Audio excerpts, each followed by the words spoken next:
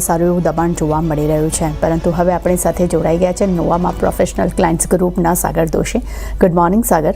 સાગર, global સંકેતો તો definitely થોડા મિશ્ર હતા જ, પરંતુ બે એક એવા ફેક્ટર છે જેનું ઇમ્પેક્ટ અત્યારે પૂરા માર્કેટ પર જોવા મળી રહ્યું છે. સેબી તરફથી એફએનઓને લઈને જે નવા નિયમો આવ્યા છે, પેનલ્ટીઝ લાગવાની પણ તેમણે વાત કરી છે, અને બીજી તરફ બેંક ઓફ અમેરિકાનો HFC બેંક માટે એક બ્રોકરેજ રિપોર્ટ આવ્યો છે. એની પણ ક્યાંક ને ક્યાંક કહી શકાય કે માર્કેટ પર અસર જોવા મળી રહી છે, અને આજે બેંક નિફ્ટીની વીકલી એક્સપાયરી છે. ઓવરઓલ મેં જોયું છે કે લાસ્ટ 3 સેશનથી બેંક નિફ્ટીની વીકલી એક્સપાયરી હોય કે મંથલી એક્સપાયરી હંમેશા એ ઓલ ટાઈમ હાઈ પર આપણને બંધ થતા જોવા મળ્યા હતા. આ ચોથો એવો સપ્તાહ છે જ્યાં અત્યારે આપણને એક શાર્પ ડિક્લાઇન જોવા મળી રહ્યું છે, અને માર્કેટ અત્યારે જોઈ રહ્યા છે કે જેટલા પણ સાયકોલોજીકલ સપોર્ટ છે બધા જ અત્યારે હવે આપણને તૂટતા જોવા મળી રહ્યા છે. ડેફિનેટલી કે એક બજેટનું પણ ક્યાંક ને ક્યાંક અસર જોઈ શકાય છે, પરિણામની સિઝન પણ શરૂ થવાની છે, ઘણા બધા ફેક્ટર્સ છે. તો હવે તમે અહીંયા માર્કેટની ચાલને કેવી રીતે જોવો છો? Good morning. સો આપણે જે લાસ્ટ ટાઈમ ડિસ્કસ કર્યું હતું કે માર્કેટ છે એક પેલા વર્લ્ડ માર્કેટની ડિસ્કસ કરી લઈએ કે યુએસ માર્કેટમાં મેજર કાંઈ ટ્રિગર નથી અને માર્કેટ સાઇડવેઝ ટ્રેડ કરી રહ્યા છે. યુરોપિયન માર્કેટમાં ઇલેક્શનના ફેઝિસમાં કરેક્શન જોવા મળ્યું છે અને હજી બી તે વીક જ ટ્રેડ કરી રહ્યા છે. અને જ્યારે એક ઇન્ડાઇસિસ છે બ્રાઝિલનું બોસ્પા, સો એ ઇન્ડાઇસિસ સારું લાગી રહ્યું છે અને એમાં સારા એવા મોમેન્ટમ સાથે ટ્રેડ કરી રહ્યું છે. તો વર્લ્ડમાં તમે જેમ કીધું કે એક સારું પિક્ચર નથી, ઇટ્સ અ મિક્સ પિક્ચર કે યુએસમાં સાઇડવેઝ છે, યુરોપિયન માર્કેટ ડાઉન છે અને બ્રાઝિલ માર્કેટમાં એક સારું મોમેન્ટમ પકડી રહ્યું છે. તો overall as a world structure આ એક મિક્સ પિક્ચર છે. આપણે ઇન્ડિયામાં જોયું, આપણે એક સારી એવી રેલી જોઈ છે. તમે જે ઇન્ડિકેશન કીધું કે સેબીના રૂલ્સ છે, બ્રોકરેજ રિપોર્ટ આવી ગયા છે, એ એક સેકન્ડરી ફેક્ટર છે. મેઇન છે કે આપણે એક સારી એવી ઇન્ડિયામાં રેલી જોઈ છે. હવે આપણે ઇન્ડિયન માર્કેટ જોઈએ તો નિફ્ટીમાં બજેટ પછી 26 ડેઝ છે આજે જે પ્રીવિયસ ડેના લોની નીચે માર્કેટ બંધ નથી થયું. એવું આપણે લાસ્ટ ટાઈમ 1998માં જોયું હતું કે પ્રીવિયસ ડેના લોની નીચે માર્કેટ ક્લોઝ નથી થતું અને માર્કેટ કન્ટિન્યુઅસ રેલી કરે છે. અને ઓન એન એવરેજ આ ફેઝમાં રિટર્ન હોય છે એ 8 થી 9% છે. આપણે ઓલરેડી 9% પર છીએ, તો આપણે હિસ્ટોરિકલ નંબર્સને બી મેચ કરીએ છીએ, હિસ્ટોરિકલ રિટર્નને બી મેચ કરીએ છીએ. બીજા ફેક્ટર્સ જોઈએ તો આપણે જેમ જોયું કે મિડકેપમાં આજે સારું એવું સેલ ઓફ છે, તો મિડકેપની હું મંથલી RSI જોઉં છું નિફ્ટી 50 મિડકેપ 100ની, so it's 87. So all time high level પર છે, ઓવરબોટ ઝોનમાં છે જે આપણે ડિસ્કસ કરી રહ્યા છે. જે સેકન્ડ છે મિડકેપ 50માં બી RSI 86ની છે. સો આ એક બહુ ઓવરબોટ ઝોન કહેવાય જ્યાં માર્કેટ પ્રોબેબલી સાઇડવેઝ કન્સોલિડેશન થાય અને થોડું કરેક્શન આવે. સો ઓવરઓલ આ બધા ફેક્ટર આપણે કન્સોલિડેટ કરીએ કે વર્લ્ડ માર્કેટ સાઇડવેઝ છે. આપણે ઇન્ડિયામાં એક સારી એવી રેલી જોઈ છે, ઓવરબોટ ઝોનમાં આપણે ઓલરેડી ટ્રેડ કરી રહ્યા છીએ. ઇન્ડિયા વિક્સમાં એક સારું એવું લાસ્ટ 3-4 ડેઝમાં 10%ની રેલી આવી છે. આ બધું કમ્બાઈન કરતા લાગે છે કે હજી બી અહીંથી આપણે એક કરેક્શન માટે ડ્યુ છીએ. આપણે ઓલ ટાઈમ હાઈ પરથી જસ્ટ 1.5% ઓફ છીએ. મને લાગે છે હજી બી અહીંથી આપણે નિફ્ટીની વાત કરીએ તો 23,700 23,600માં એક સારું એવું બેઝ ફોર્મેશન બની શકે છે. અને અગર બેંક નિફ્ટીની વાત કરીએ તો બેંક નિફ્ટી હજી બી અહીંથી 51,700 51,500ની એક રેન્જ બની શકે છે, જો નીચેમાં આવી શકે છે. મને લાગે છે કે આ હજી સ્ટાર્ટ છે અને મને લાગે છે મોરઓલેસ 4 થી 5% મિનિમમ કરેક્શન આપણે કમિંગ ડેઝમાં જોવા મળે છે. અને એ હેલ્ધી કરેક્શન છે. એમ નોટ સેઇંગ કે આ ટોપ આઉટ પેટર્ન છે, બટ એક હેલ્ધી કરેક્શન અને માર્કેટમાં જરૂરી છે. હિસ્ટોરિકલ ડેટાને આપણે મેચ કરીએ છીએ તો આપણે ઓલરેડી બધા ફેક્ટર ક્રોસ કરી ચૂક્યા છે. તો એક હેલ્ધી કરેક્શન આવે તો આપણે નવું બેઝ ફોર્મેશન કરીને નવી તેજી કરી શકીએ છીએ. તો ફોર ધ ટાઈમ બિંગ એક પ્રોફિટ બુકિંગ કરવું જોઈએ. જે હિસાબથી ડેટા, સ્ટેટિસ્ટિકલ અને વિક્સ આપણે ઇન્ડિકેટ કરી રહ્યા છે, એક પ્રોફિટ બુકિંગ જરૂરી છે. સો જે શોર્ટ ટર્મ ટ્રેડર્સ છે એના માટે એક પ્રોફિટ બુકિંગની સલાહ છે. લોંગ ટર્મ માટે કન્ટિન્યુ કરી શકીએ છીએ, બટ જે શોર્ટ ટર્મ જે 15 ડેઝ 20 ડેઝ અને 1 મંથના ટ્રેડ લે છે તો એના માટે એક પ્રોફિટ બુકિંગ જરૂરી છે. તો સાગર તરફથી ખાસ કરીને અત્યારે હવે જેમને શોર્ટ ટાઈમ માટે પોઝિશન્સ લેવી તેના માટે પ્રોફિટ બુકિંગ તેઓ વાત કરી રહ્યા છે, અને હજી વધુ એમને 4 થી 5% કરેક્શન અત્યારે માર્કેટમાં તેમને લાગી રહ્યું છે.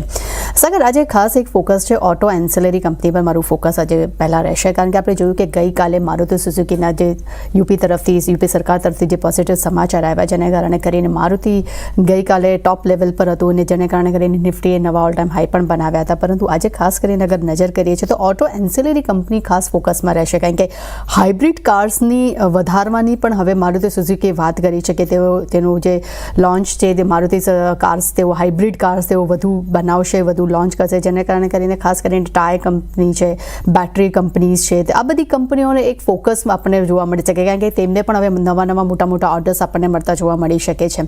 પરંતુ બીજી તરફ આપણે જોયા છે કે હવે ટાટા મોટર્સ છે કે મહિન્દ્રા છે, આ બધી કંપનીઓએ પોતાના પ્રાઇસ ડાઉન કરી દીધા છે, જેને કારણે કરીને ડેફિનેટલી આજે એક ઓટો સેક્ટર્સમાં થોડું ઘણું દબાણ પણ આપણને મોટા લેવલ પર જોવા મળી રહ્યું છે. તો ઓવરઓલ ઓટો કંપની માટે, ઓટો સેક્ટર્સ માટે અને ઓટો એન્સિલરી કંપની માટે આપનો શું ફોકસ છે? સો ઓવરઓલ ઓટો સેક્ટર્સની વાત કરી લઈએ તો ઓટો સેક્ટરમાં આપણે લાસ્ટ 4-5 મહિનામાં એક સારું રનઅપ જોયું છે. હવે પ્રોબ્લી કન્સોલિડેશન, લાર્જ કંપનીમાં કન્સોલિડેશન અને થોડું પ્રાઇસ કરેક્શન જોવા મળી શકે છે.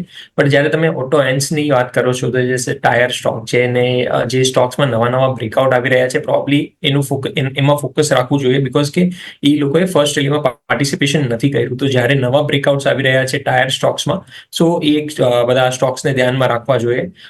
આગળ વધતા હજી એક રેશિયો જોઈ લઈએ તો ડિફેન્સિવ વર્સિસ સાયક્લિકલ, અને જે એનએસસી ડિફાઇન કરે છે top momentum 30 stock versus quality 30 stocks. તો અગર ટોપ મોમેન્ટમ 30 સ્ટોક્સ અને ક્વોલિટી 30 સ્ટોકનો આપણે રેશિયો ચાર્ટ જોઈએ છે, આ ચાર્ટ્સમાં જે હમણાં જે પેટર્ન બની રહી છે ક્વોલિટીના ફેવરમાં બની રહી છે કે મોમેન્ટમ સ્ટોક્સનું હવે ટોપ આઉટ પેટર્ન બની રહી છે. હવે મોમેન્ટમ સ્ટોકમાં આજની ડેટમાં ઓટોનું એક સારું વેઇટ છે, અને જે ડિફેન્સિવ જે સાયક્લિકલ ક્વોલિટી સ્ટોક્સ છે એમાં આઈટી અને એફએમસીજીનું સારું એવું સ્ટોક વેટેજ છે. તો મને લાગે છે કે આ એક આખું ટર્ન થશે અને એક ઓટો વર્સિસ એફએમસીજીનો એક બેટ મને લાગે છે માર્કેટમાં લોકો લઈ શકે છે, અને આ પૂરું મની શિફ્ટ થશે, સેક્ટર શિફ્ટ થશે અને ઓટોથી એફએમસીજી અને આઈટી તરફ ફોકસ આવશે. જે આપણે રેશિયો જોઈએ લાસ્ટ 10 યર્સનો, સો જે ડિફાઇન છે ટોપ 30 સ્ટોકમાં, મને લાગે છે હવે મૂવ થશે એફએમસીજીમાં સ્ટોક્સમાં.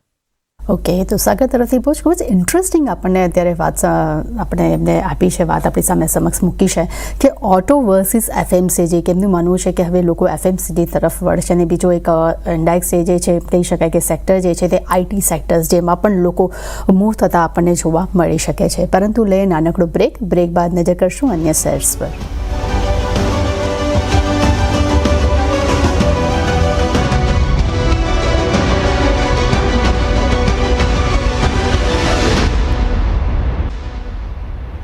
બ્રેક બાદ ફરી આપનું સ્વાગત છે. સાગર દોશી આપણી સાથે જોડાયેલા છે. સાગર, નેક્સ્ટ પૂરા સેક્ટર છે રેલવે સેક્ટર પર એકવાર ફોકસ કરીએ, જેમાં ખાસ કરીને આરવીએનએલ પર આપણે ફોકસ કરવું છે, કારણ કે આપણે જોયું કે ગઈકાલે આરવીએનએલમાં આપણને એક પ્રોફિટ બુકિંગ જોવા મળ્યું હતું સારું એવું, પરંતુ ફરી આજે આરવીએનએલને મોટા ઓર્ડર્સ મળ્યા છે અલગ, જેને કારણે કરીને અત્યારે આ કાઉન્ટર આપણને 7% તેજી સાથે અત્યારે કારોબાર કરતો જોવા મળી રહ્યો છે. ડેફિનેટલી માર્કેટ નીચે આવી રહ્યું છે એટલે ત્યાં ક્યાંક ને ક્યાંક એની પણ અસર અત્યારે આપણે જોઈ રહ્યા છે. પણ ઓવરઓલ આમ કહી શકાય કે 2 વર્ષમાં કંપનીએ લગભગ 1650% રિટર્ન્સ આપ્યા છે. ખૂબ જ ઇન્ટરેસ્ટિંગ કાઉન્ટર હતું. 20-21 પર આ કાઉન્ટર ફરતું હતું અને અત્યારે હવે 575 પર અત્યારે આપણે કારોબાર કરતો જોવા મળી રહ્યો છે. અને ડેફિનેટલી બજેટમાં પણ હવે એમ કહી શકાય છે કે રેલવેને એક ફોકસમાં, રેલવે પર ખાસ એનું ફોકસ હશે બજેટમાં પણ, વંદે ભારતને લઈને કે નવા ઓર્ડર્સને લઈને. અને એ અગર આરવીએનએલની વાત કરો છો તો હવે તેમને તો યુરોપમાં પણ એમને એક મોટા ઓર્ડર્સ મળ્યા છે. તો પૂરા રેલવે સેક્ટર્સને લઈને આપની ક્યાં નજર છે, અને આરવીએનએલ હવે અહીંયા તમને ક્યાં લાગે છે કે અહીંયા કઈ ચાલ બની શકે છે ત્યાં?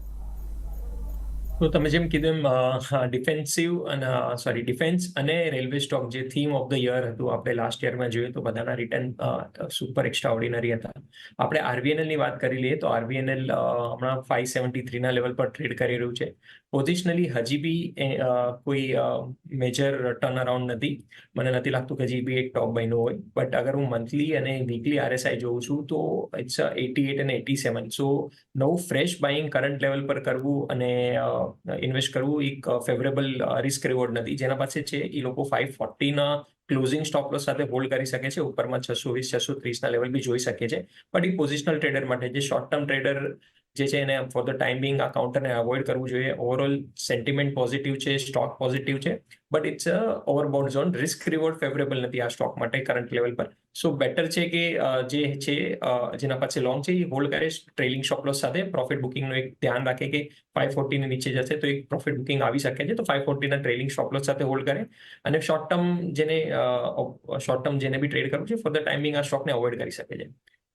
ઓકે, તો સાગર તરફથી ખાસ કરીને આરવીએનએલ માટે જેની પાસે પોઝિશન છે તે હોલ્ડ કરી શકે છે 540ના સ્ટોપ લોસ સાથે, પરંતુ નવી પોઝિશન લેવા માટે હાલમાં તેમની સલાહ નથી. અને ઉપર ટાર્ગેટ્સ 620 640ના પણ તેઓ આપી રહ્યા છે. અને એ પણ જણાવી દઉં કે આજે જે કંપનીને નવા ઓર્ડર્સ મળ્યા છે ત્યારબાદ કંપનીની હાલ સુધીની અગર ફાઇનાન્શિયલ યરલી ઓર્ડર બુક જે છે તે હવે લગભગ 92,000 કરોડ સુધી પહોંચી ગઈ છે. નેક્સ્ટ કાઉન્ટર જે છે MRPL પર મારી નજર બની રહી છે. MRPL એટલા માટે છે કારણ કે આપણે જોઈ રહ્યા છીએ કે હવે સરકાર જે છે તે ધીરે ધીરે પેટ્રોલિયમ જે છે તેના પર પણ ફોકસ આપી રહી છે. અને આપણે જોયું છે કે અત્યારે પેટ્રોલિયમ સેક્ટર્સ જે છે પૂરા સ્ટોક્સમાં પણ આપણને સારું એવું એક ટ્રેક્શન પણ જોવા મળ્યું હતું. તો MRPLને લઈને આપનો શું મત બની રહ્યો છે? કારણ કે જોઈ રહ્યા છે કે સારું એવું આપણને રિટર્ન્સ પણ આ કંપની પાસેથી મળ્યું છે અત્યારે. નો ડાઉટ આજે તો અત્યારે નીચે જ કારોબાર કરી રહ્યું છે. સો ઓવરઓલ જે ચાર્ટ પેટર્નની વાત કરી લઈએ તો જાન્યુઆરીથી જૂન સુધી જે હમણાં પેટર્ન બની રહી છે એ સાઇડવેઝ પેટર્ન છે. જે પ્રીવિયસ રેલી હતી એની પછી આ એક ટ્રાયંગ્યુલર પેટર્ન બની રહી છે અને મને લાગે છે આ નવા કેન્ડિડેટ છે કે જે નવા ફ્રેશ બ્રેકઆઉટ આપી શકે છે.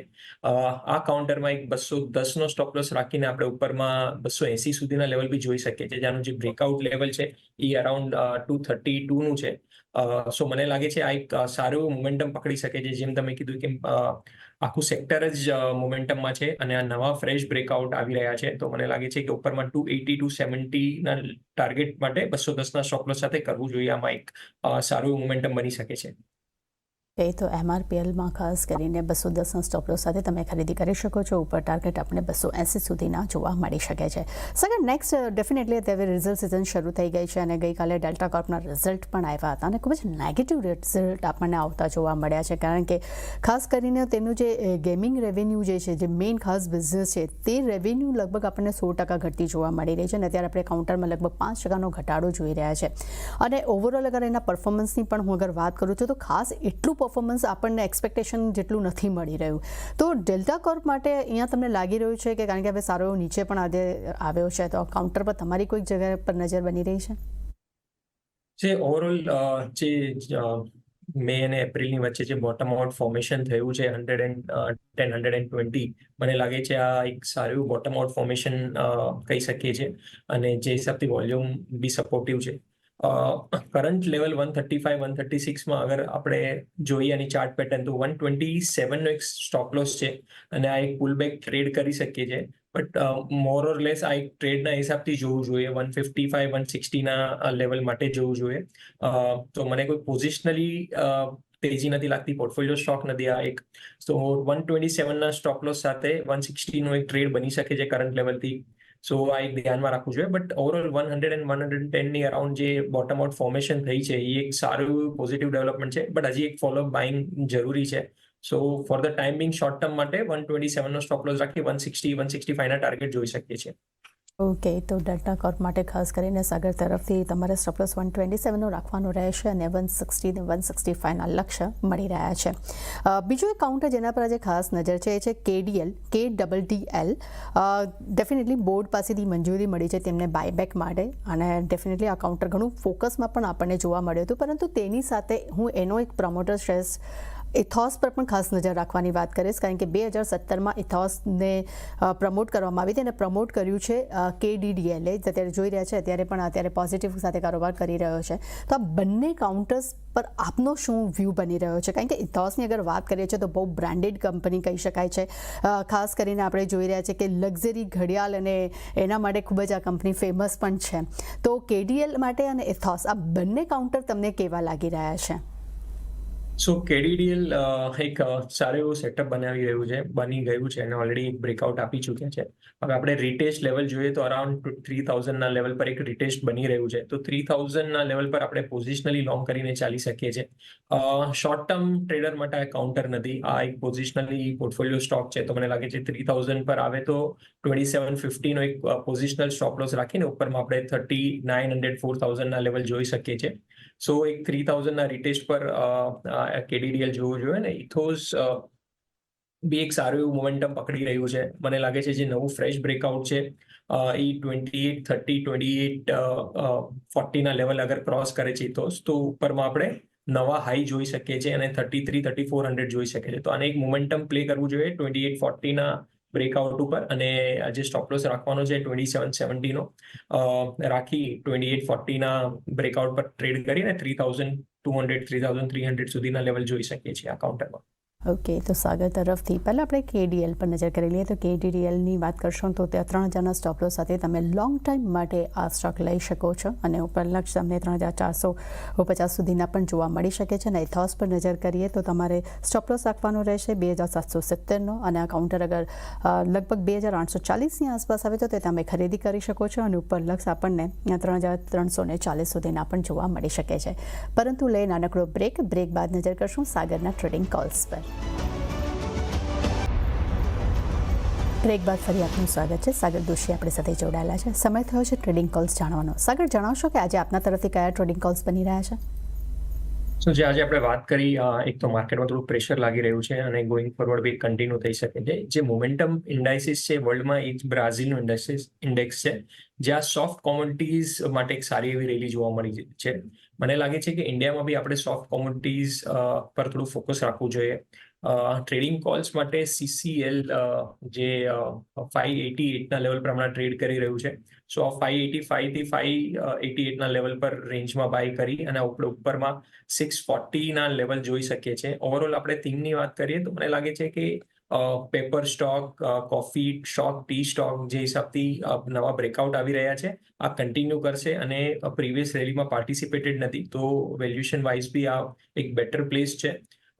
So for the time being CCL જેમણે 588ના લેવલ પર ટ્રેડ કરી રહ્યું છે, મને લાગે છે કે ઉપરમાં 640ના ટાર્ગેટ માટે લેવું જોઈએ, અને જે નીચેમાં જે સ્ટોપ લોસ રાખવાનો છે એ 570નો રાખવાનો છે. તો રિસ્ક રિવોર્ડ બી એક ફેવરેબલ છે, અને આ એક સ્ટોક જોવો જોઈએ. સેકન્ડ સ્ટોક આપણે જે વાત કરી કે મોમેન્ટમ વર્સિસ ક્વોલિટી 30 સ્ટોક્સ, તો ક્વોલિટીમાં અગર આપણે જોઈએ તો નવા જે સ્ટોક્સ આવી રહ્યા છે જે રિસ્ક રિવોર્ડ બી ફેવરેબલ છે અને ડિફેન્સિવ કહી શકીએ આપણે FMCG કાઉન્ટરમાં, તો એક ડાબર જે હમણાં 622ના લેવલ પર ટ્રેડ કરી રહ્યું છે, તો એના પર ફોકસ રાખવું જોઈએ, જેમાં સ્ટોપ લોસ રાખવાનો રહેશે 605નો રાખવાનો છે, અને ઉપરમાં આપણે એક નવા લેવલ જોઈ શકીએ છીએ. આ સ્ટોકમાં આપણે ડિસ્કસ કરીએ તો ઓવરઓલ મંથલી ચાર્ટ જોઉં છું તો લાસ્ટ 5 વર્ષનું બ્રેકઆઉટ આવી ગયું છે, અને નવા ફ્રેશ વોલ્યુમ સાથે એક હાયર હાઈ બનાવી રહ્યું છે. તો આ એક કાઉન્ટર પોઝિશનલી બી લોંગ બનાવી શકીએ છીએ કરંટ પ્રાઇસ પર, અને આપણે ઉપરમાં મિનિમમ જે ટાર્ગેટ આવી રહ્યા છે એ 680ના આવી રહ્યા છે,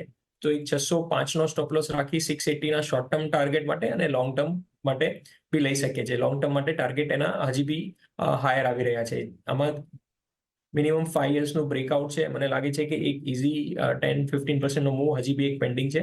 સો 605ના સ્ટોપ લોસ સાથે લઈ અને 680ના ટાર્ગેટ સાથે હોલ્ડ રાખવું જોઈએ.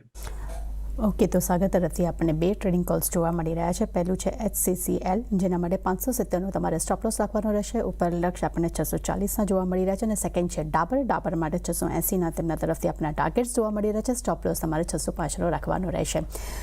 સાગર, આપણે ઘણા બધા શેર્સ વિશે ડિસ્કશન કર્યું, ટ્રેડિંગ વિશે પણ તમારા ટ્રેડિંગ કોલ્સ પણ જાણ્યા છે. આપના તરફથી ડિસ્ક્લેમર. મારું કોઈ પર્સનલ પોઝિશન આપણે સ્ટોકમાં ડિસ્કસ કરવામાં નથી, બટ અમે અમારા ક્લાયન્ટોને રિકમેન્ડ કર્યું હોઈ શકે, so it is safe to assume કે એ લોકો પાસે પોઝિશન છે. થેન્ક યુ સાગર, અમારી સાથે જોડાવા બદલ. તે સાથે જ માર્કેટ લાઈવમાં બસ આટલું જ. મને આપશો રજા. આગળ અમારા સહયોગી નીરજ લઈને આવી રહ્યા છે કોમોડિટી લાઈવ. જોતા રહેજો CNBC.